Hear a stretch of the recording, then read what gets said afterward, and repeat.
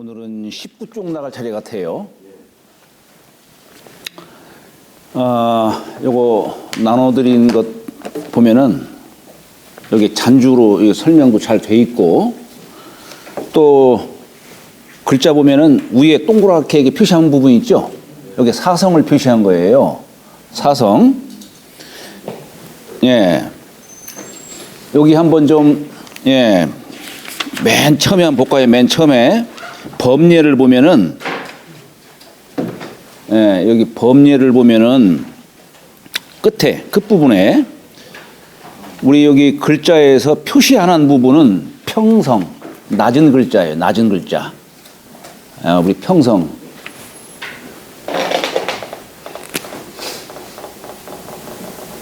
우리가 예전에 옥편 같은 데 보면 이렇게 표시해가지고, 예, 이렇게 표시해서 사성을 여기다가 동그라미 치면은 이건 평성이에요.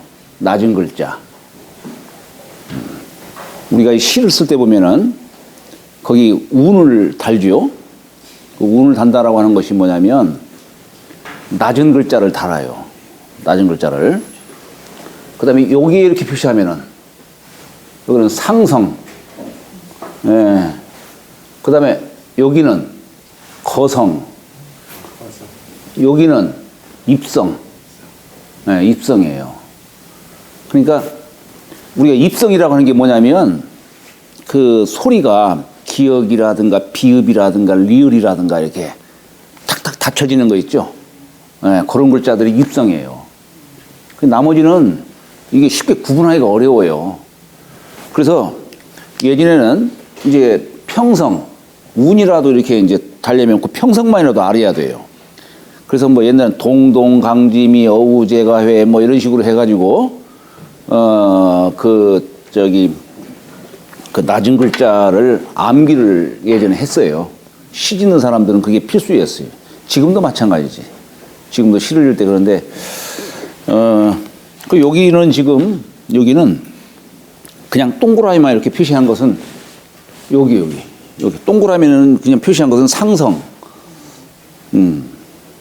그 다음에 오른쪽에 까만색 칠한 부분이 이제 거성이고 아예 새까맣게 칠한 부분은 입성이에요. 예전에 그 시를 읽을 때 말이에요. 우리 입성이 이게 상성은 뭐냐면 소리를 길게 내는 거예요. 소리를. 어떤 그 우리가 시를 읽을 때에 어떤 마음의 평온함이라든가 어떤 그런 평정심을 이렇게 갖고서 시를 읽을 때에는 보통 운을 낮은 글자로서 이렇게 하는데 때로는 간혹 운이 이게 입성으로서 그냥 운을 다는 사람도 있어요. 입성으로. 그런 경우는 보면은 어떤 슬픈 일, 좋지 않은 일, 그런 시를 쓸 때에는 그렇게 입성을 갖다가 이렇게 맨 밑에 그 운을 달아가지고 그 시정을 드러내기도 이렇게 했던 겁니다.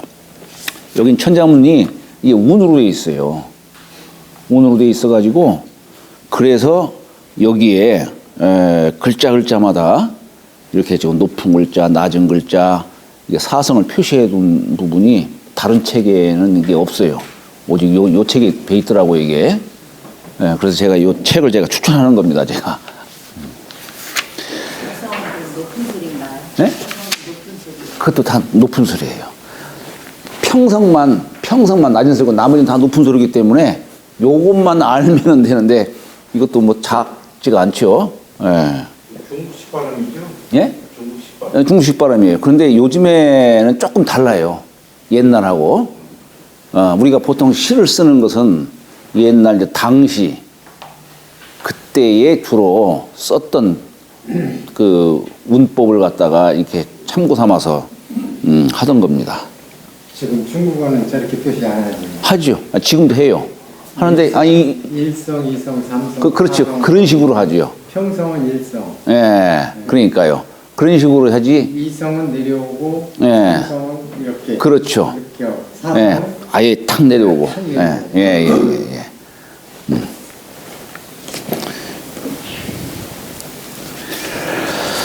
자, 여기 19쪽에 보면은 운등 치우하고 노결위상이라.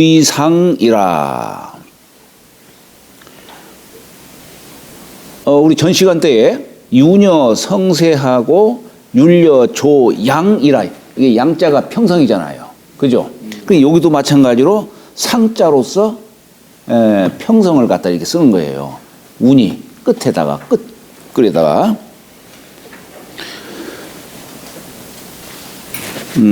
자, 운자가 구름운자예요. 우리 구름운자가 이 비우자에다가 비우자에다가 좀 이렇게 두 개 찍는데 이게 뭐냐면은 요 한일자는 뭐냐면은 우리 이 천일생수, 우리가 수를 얘기하는데 우리가 왜 지난 시간 때도 내가 1, 2, 3, 4, 5를 얘기할 때에 1월 수요, 1이라고 하는 수를 뜻한다. 2월 화요, 3월 목이요, 4월 금이요, 5월 토라고 했어요. 이렇게 수를 기로서 오기, 오행으로 이렇게 표기한 곳이 어디냐면 홍범구주라고 하는 곳이에요. 예. 그러니까 여기 한일자 쓴 것은 1월 수요. 요렇게 쓰면은 뭐냐면 이건 덮을 멱자예요. 요렇게 쓴 것은 물수자예요. 그러니까 요 수가, 수기가 이렇게 물로서 이렇게 생하는데 온 누리를 덮고 있다는 얘기예요. 이게 비우자예요, 이게. 그 다음에 여기다가 이렇게 두이자에다가 이렇게 썼는데 요것이 사실은 본래 예전에는 구름운자가 요글자였어요. 우리는 지금 말한다라 할 때 이를 운 이러죠. 이를 운 하지만은 옛날에는 요 자체가 구름운자였어요. 여기에 두이자 썼지만 이걸 두이자가 음기를 뜻하는 그런 글자이기도 합니다. 하나는 양이고 둘은 음이에요. 그래서 음기를 뜻하는 글자이기도 하고 또는 이런 것이 때로는 위상자를 갖다가 변형해서 이렇게 표현한 것이기도 해요. 그러니까 이게 구름이라는 게 뭡니까? 이게 아래에서부터 위로 이렇게 수증기가 돼가지고 올라가가지고 구름을 만들잖아요. 그러니까 여기가 우리가 이렇게 마늘모자 썼지만은 이게 기운이 이렇게 돌아가면서 위로 올라가는 그런 뜻을 나타내는 글자, 이게 운이라는 글자예요.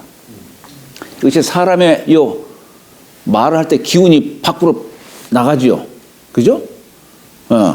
그래서 여기에 요걸 구름운자도 되지만 이를 운자도 돼요. 말을 한다는 그런 뜻으로 이를 운자도 됩니다.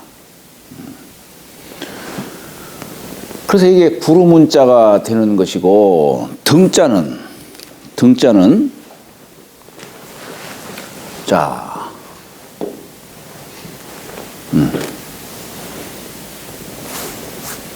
이게 잘 나오지가 저쪽에 있구나. 이것도 나오려나?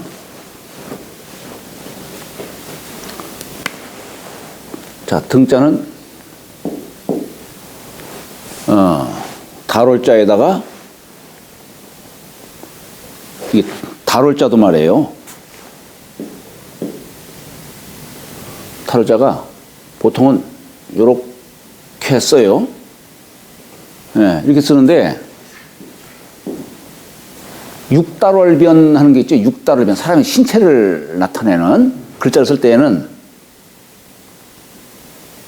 완전 여기까지 다 끝까지 이어져야 돼요. 그러다 보니까 이 글자 쓰기가 참 쉽지가 않잖아요. 그러다 보니까 육달월자를 갖다가 육달월변은 이렇게 표시를 해요. 우리 강의자전 같은 데서는 그렇게 설명을 하고 있어요. 강의자전에서는.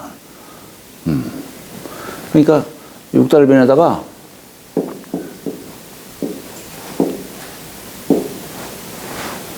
이렇게 썼어요. 이게 뭔 뜻이냐? 이게 뭐냐면 불화자가 둘이 있다는 걸 뜻하는 거예요. 불화자가 둘이 있다 이거예요. 둘. 예, 불꽃염자지요. 불꽃염자예요. 그러면 이게 무슨 글자일까? 이게 나를 뜻한 나 짐이에요. 짐. 옛날에 천자의 칭호로 짐이라고 했어요. 제후가 자신을 칭할 때는 과인이라고 했듯이 과인, 적을 과자, 사람인 자를 썼듯이 나 덕이 적은 사람이다 라는 의미로 과일이라는 그런 자칭을 했듯이 천자는 자신을 짐이라고 표현한 거예요. 짐. 이게 누가 이렇게 했냐면은 진시황. 진시황 때에 자신을 황제로 하면서 짐이라고 이렇게 표현토록 한 거예요. 그러니까 이게 뭐예요? 우리가 조짐할 때 이게 짐자 이렇게 쓰죠. 조짐. 이렇게 이게 조자예요. 조짐 할 때 이 짐이라는 게 뭡니까? 어떤 형상으로 드러나지를 않고 어떤 징조 뭐 이런 거 기미 이런 뜻이죠. 그러니까 천자라는 그 자리는 뭐라고 해야 될까? 어떤 형상으로 모습으로 나타나는 게 아니에요. 저 우리 주역에 보면은 주역의 중천건교에 보면은 거기에 건해덕을 뭐라고 표현하냐면 용구는 견굴용호대 여러 용을 보건대 무수하이면 기라리라. 모습을 드러내지 말란 얘기예요. 하늘의 용이 너무 신령스러워서 일반 범인의 눈에는 볼 수 없듯이 천자의 그 자리라고 하는 것은 덕으로 세상을 다스리는 자리입니다. 능력으로 다스리는 자리가 아니라 덕으로 다스리는 자리예요. 그래서 우리 천자의 덕, 성인의 덕을 그야말로 우리 무의이치,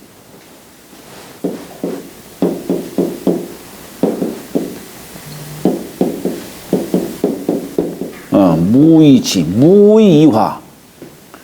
이게 무슨 뜻이냐면은 성인이 세상을 대할 때에는 내 욕심으로 세상을 다스리는 게 아니라 세상 사람들 마음으로 세상을 다스리는 거예요. 네, 내 마음으로 세상을 다스리는 게 아니라 이게 성인의 세상을 다스리는 법이에요, 이게. 그러니까 그 얘기는 뭐냐면 근데 덕 없는 사람이 이렇게 하면 안 되지. 그건 게으른 것이지. 덕 없는 사람이 자기는 아무 일 하지도 않고 세상 다스리는 거 이거 덕 없는 사람이 그렇게 하면 안 되는 거고 성인의 덕을 갖고 있는 사람, 덕 있는 사람은 세상을 다스리는데 내 욕심으로 세상을 다스리는 게 아니라 세상 사람들 마음으로 세상을 다스리는 거예요. 네. 그러니까 말하자면은 내가 하는 일은 아무것도 없는 거예요. 이게 무의이치예요, 이게 성인의 덕이에요. 늘 동양의 정치의 극치는 바로 덕치를 말하는 것이고 결국에는 이걸 지향하는 거예요. 이걸. 그러니까 이 짐이라는 글자도 모습을 드러내는 뜻이 아니에요. 그냥 기운만 있는 것 뿐이지. 그래서 요 조짐이라고 하는 그 글자를 취해서 나라는 나짐 이렇게 얘기한 겁니다. 근데 여기다가 이제 말마자를 붙인 거예요. 이게 오를 등자예요. 말이 뛰듯이 하늘의 전기를 받은 동물이 여러 동물도 있지만은 그 중에서도 말이 하늘의 전기를 받았다고 그래요. 그래서 우리 주역에서는 말마자가 하늘의 전기를 받은 그런 동물로 이렇게 이해하고 있죠. 우리 등자가 이런 등자도 있지만은 여기에 혹시 물수자 쓴 거 보셨어요? 왜 저기 물이 어느 시점쯤 물이 끓잖아요. 그걸 비등이라는 말 쓰잖아요. 비등. 그때는 물이 끓어오르는 거예요. 그러니까 이게 불꽃염자 썼듯이 물이 끓어오르는 거. 여기다가 혹시 말씀 원자 쓴 거 보셨어요? 말씀 원자. 우리 왜 등사기라고 해야 되나? 등사기? 백길등. 네, 백길등자. 그럴 때는 여기 말씀 원자를 써요. 말씀 원자를. 말씀 원자.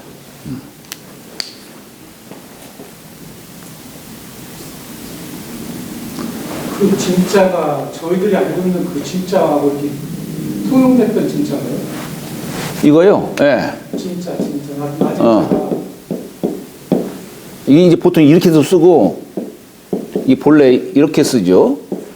네, 예. 본래 이렇게 써요. 쓰는데 같은 뜻이에요.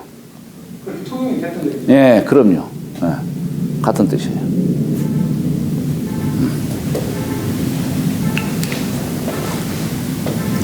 자, 운등 하니까 구름이 날아오르는 거예요. 수증기가 돼가지고 올라가는 거예요. 치우, 그래서 비를 이룬다, 이게. 비에 이른다, 이런 얘기. 비에 이른다, 이런 뜻이죠. 치자가 이렇게 이를 찌자에다가 보통 우리가 등고를 문방변을 이렇게 써요. 이게 이르를 치자예요. 보통 우리가 이제 여기 이르다 할 때는 이 지자를 쓰는데, 여기 치라고 하는 글자도 똑같은 이르를 치 이렇게 써요. 쓰는데, 우리 대학의 글에서도 보면 주자가 이 치자를 갖다 우리 경물 치지할 때 이게 뭐냐면 알매 이르른다는 얘기예요. 알매 이르른다. 여기는 주어는 빠져 있고, 이게 동사고, 우리 한자 용어로서는 활으라고 한다 했죠. 동사를 활으라고 한다 했죠. 움직인다라고 해가지고. 그리고 요건 말하자면 보어 형식이죠. 이거 보어. 그냥 개거라고도 표현합니다. 알매 이르른다. 근데 알매 이르른다는 게 뭐예요? 적당히 한다는 뜻이 아니고, 주자는 요 치자를 갖다가 추이 극지라고 했어요. 이르는데 지극하게 이르는 거예요, 그냥. 지극하게. 그러니까 이게 예를 들어서, 우리가 책을 통해서 지금 아는 거 아니겠어요? 그러면 책을 보는데 주망한산 격으로 해서 탁 알아버리는 게 아니라 천천히 정독을 하는 거야. 자세히 살펴서. 그래서 여기에 우리는 글월문과 비슷한 글자다라고 해서 이렇게 또 쓰지만은 글월문이라고 이렇게 얘기하지만은, 또는 요게 뭐냐면은 우리가 요렇게 써가지고 요렇게 쓰는 것도 있고, 요렇게 써서 요렇게 쓴 것도 있어요. 구분이 있어요, 이게. 요건 뭐냐면, 이게 뭐냐면, 이게 사람인자예요. 사람인자. 네, 사람이 요렇게 쓴 게 뭐냐면, 이게 지팡이를 잡고 있는 모습이에요. 지팡이 잡고서 천천히 걷는 거예요. 노인이 천천히 걷듯이. 예? 그렇게 보이죠? 그렇죠. 우리가 왜 고쳐자 쓸 때에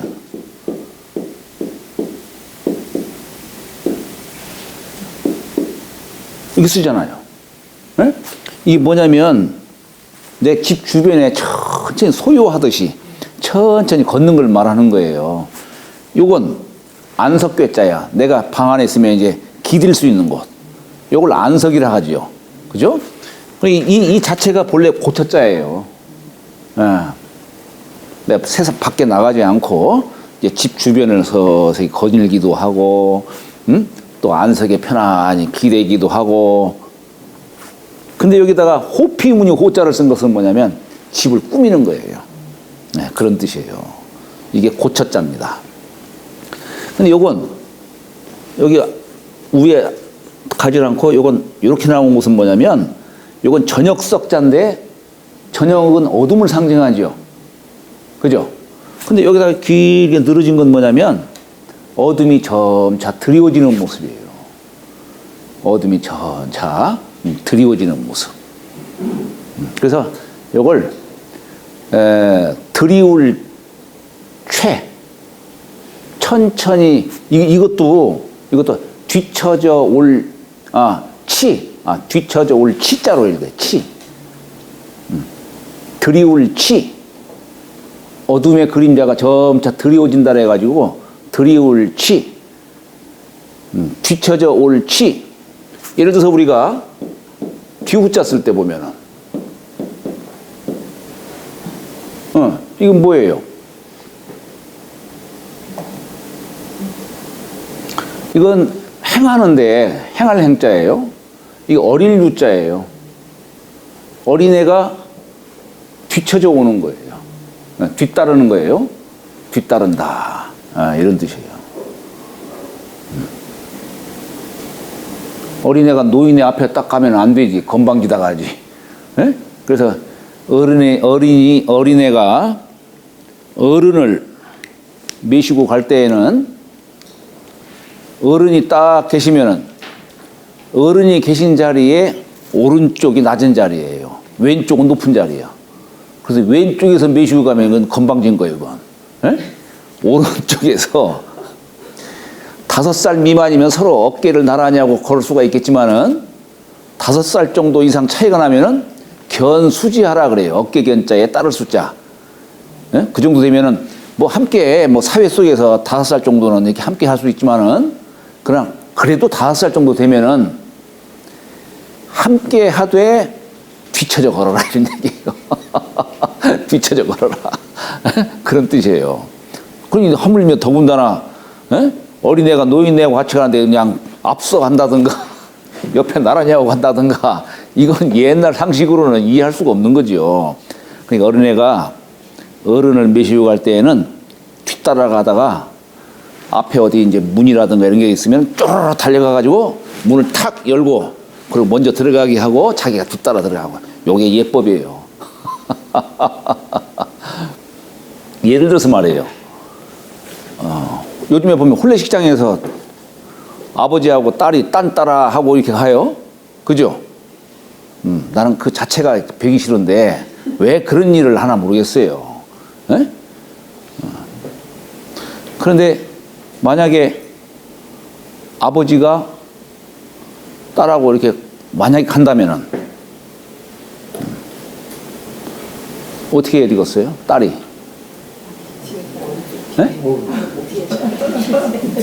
뒤인데 이쪽에서 메셔야 될까요? 이쪽에서 메셔야 될까요? 왼쪽에서 모시라고 그랬어요. 왼쪽에서 그러면 혼난다니까요. 오른쪽. 아버지를 중심으로. 아버지를 감시를 거기서는 아버지가 아니 혼주가 누구예요? 혼주가 아버지죠. 근데 요즘에 보면 막 청첩장 보면 다 딸들 이름으로 하더라고. 자식들 이름으로. 주인공이라고. 예? 그날의 주인공. 아니지. 혼주는 부모예요. 혼주는 그렇지요. 그러니까 부모 이름으로 청첩장 같은 것들 나가야 되는 겁니다. 그래서 제 아무개 뭐 자식 아무개 딸이 상대 집안 아무개 하고 이렇게 예? 뭐 진진지를 맺고 뭐 어쩌고 이렇게 이제 나오잖아요. 그래야 되는 것이 요즘에 청첩장 보면 저희들 결혼식에 어쩌고 저쩌고 하면서 자식 이름을 갖다가 갖고서 이렇게 보낸단 말이에요. 옛날에는 그게 아니지요. 혼주 이름으로 나갔던 것이지. 그렇잖아요? 이게 요즘엔 너무 이제 이런 예법들이 사라지다 보니까 오히려 이런 걸 주장하는 사람들이 멋쩍은 경우가 있어요.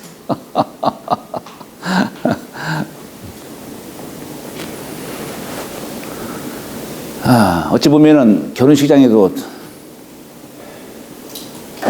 이제 이런 게 신풍속이죠. 아버지가 딸을 갖다가 끌고 가는 모습. 메시고 가는 게 아니라 끌고 가는 모습이지. 그래가지고 신랑한테 인수인계를 하잖아. 이게 얼마나 우스운 풍속이에요, 이게. 에? 왜 그런 풍속이 유행할까? 참 답답합니다.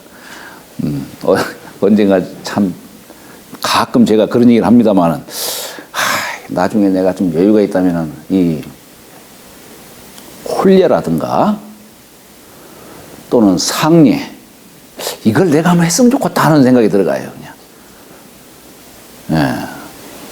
이 사람의 이 일생에 있어서 가장 중요한 의례가 바로 이게 혼례아니겠어요.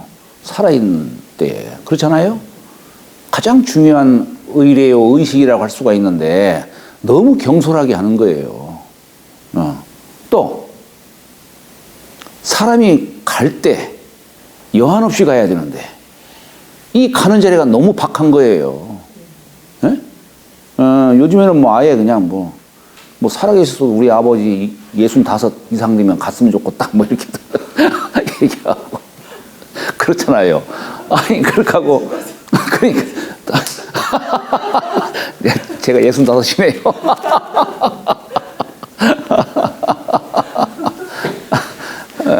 근데 우리 집 자식은 그렇게 생각하지 않겠지요. 남의 자식 얘기하는 거예요, 지금. 아이고. 얼마 전에 저희 학교에서 강의를 할 때 한 여사님 한 분이 어머님하고 잠깐 이렇게 전화로 약간, 어머니 그렇게 하면 안 된다고 막 하더라고요. 그래서 눈물을 이렇게 보이더라고. 그래서, 아니, 누구하고 통화하시는 거 했더니 어머님하고 하는 거라는 거예요. 어머님이 올해 춘추가 되돼서 했더니 100세예요. 그러는 거예요. 그래서, 아이고, 뭐 따져볼 거 없이 그냥, 얼마나 그 영광스러운 일이냐고. 뭐 그렇게 한 적이 있습니다만. 이게 사람이 너무 가는 자리를 갖다가 요즘에는 박하게 하는 것 같아가지고 마음이 참 답답합니다. 뭐 제가 답답해 한다고 해서 뭐 세상이 변할 것도 아니지만, 자, 그러니까 여기 치자가 이게 이렇게 썼지만은 이런 뜻을 갖고 있기도 해요. 그러니까 뭐냐면 이게 천천히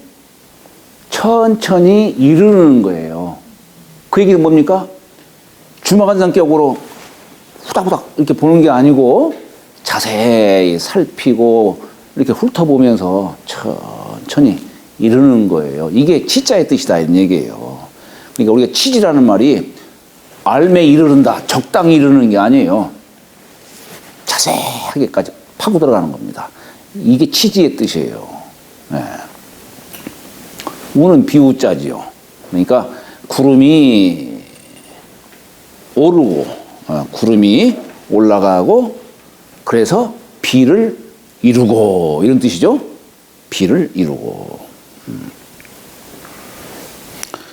노결위상이라. 노결위상이라. 이슬로자, 맺을결자, 하위, 서리상.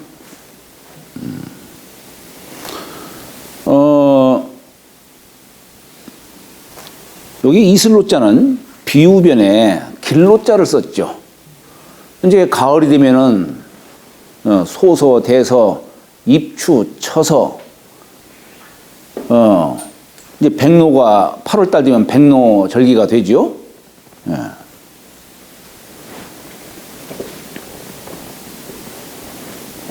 그러니까 이제 이슬이 내릴 때 되면 이제 길이 이제 촉촉하게 젖게 되죠. 그래서 비우자에다가 길로자를 쓰게 된 것이고, 결자는 맺을 결자예요. 맺을 결. 요게 이제 실사변에다가 길할 결자를 썼죠. 우리가 결혼이라는 게 무슨 뜻입니까? 결자가 상대와 남자와 여자가 서로 이제 두 몸이 한 몸이 되는 거예요. 이것을 끈으로 이제 맺는다라고 해서 우리가 이제 동심결이니 뭐니 뭐 이런 얘기도 하지 않습니까? 그런데 맺는데 우리가 한평생 길로 엮어나가자 이런 얘기예요. 길하게 엮어나가자. 그래서 길할 길자를 쓴 거예요. 실사변에다가. 하우이자는 발톱조자에다가 우리가 발톱조자지만 이게 손을 뜻하는 글자이기도 해요. 손. 그 다음에 이렇게 쓰고 점 넷을 쓰죠.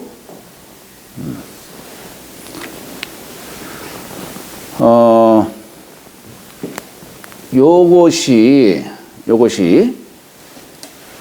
어떤 그 짐승 발을 뜻하는 글자이기도 합니다. 요건 손이고, 우리가 뭔 일을 하는데 손과 발로 이렇게 뭘 만들어내기도 하고, 어디를 그 가기도 하고, 그렇게 하죠? 그래서 하우이자를 그렇게도 얘기해요. 우리가 설문회자 같은 데에서 보면은 애미, 원숭이, 우리 손재주가 많고, 동물들 중에 손재주가 많고, 잘 이렇게 뛰어다니기도 하고 하는 것이 원숭이로서 이렇게 뭐 설명을 하기도 하죠. 여하튼 하우이자가 손과 발로서 뭘 이루고 행하는 뜻으로 얘기를 하는 거예요. 다음에 우리가 이제 상자는 서리상자죠. 비우변에다가 볼상자를 썼어요. 비우변에 볼상자. 그럼 뭘 본다는 걸까? 우리가 비라고 하는 것은 아까 천일생수. 처음에 비가 이렇게 빗물이 똑 떨어질 때는 아주 맑고 깨끗하죠. 그래서 백노하는 거예요. 이게 흰백자 써가지고. 처음으로 땅에서 나온 물이 맑고 깨끗하기 때문에 샘천 이렇게 하는 거예요. 깨끗한 물 뜻하죠. 근데 물의 색깔이 본래 이게 흰색이에요. 물의 색깔이 흰색입니다. 그런데 이 물이 이제 점차 차가워지고 얼게 되면 어떻게 됩니까? 서리가 돼요. 서리. 그러니까 이게 뭐냐면 물이 본래의 색을 드러내는 거예요. 물이. 그리고 얼음이 되고 눈이 되고 얼음이 되죠. 그죠? 이슬이. 자, 입추, 이제 5월달 망종하지, 6월달이 소서, 대서, 7월달이 입추, 처서, 그죠? 8월달이 백로, 추분, 백로. 8월달 되면은 흰 이슬이 생겨요. 9월달 되면은 서리가 돼요. 상강. 10월달 되면은 입동, 소설. 눈이 돼요. 예. 그 다음에 동기 이제 섣달 되면은 이제 소한, 대한. 얼음이 꽁꽁 어는, 그런, 상태가 되죠. 그러니까 여기 서리상자가 뭐냐면 본래의 물의 본래의 색깔을 여기서 얘기한 거예요. 그걸 볼 수 있다 이 얘기예요. 색깔을 드러낸다. 그런 뜻입니다. 그러니까 여기서 이슬이 맺혀서 서리가 되니라. 이렇게 설명을 하고 있는 거예요.